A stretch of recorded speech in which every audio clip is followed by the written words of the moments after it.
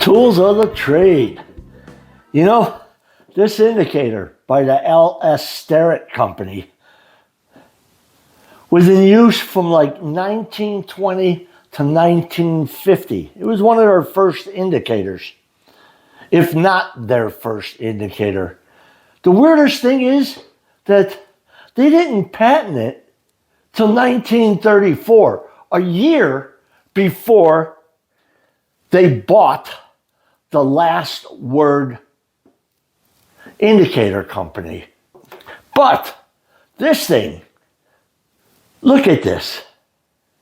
One of the coolest things are, no matter which way you turn this spindle or tip, it still works, plus or minus 5, no matter where. Continuous. It's not like part this way and part that way. Continuous rotation, and it still works. 1920.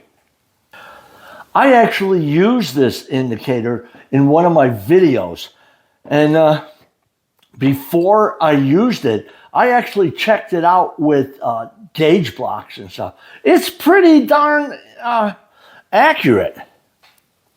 I think this is one of the coolest indicators I have in my collection. Tools of the trade, baby.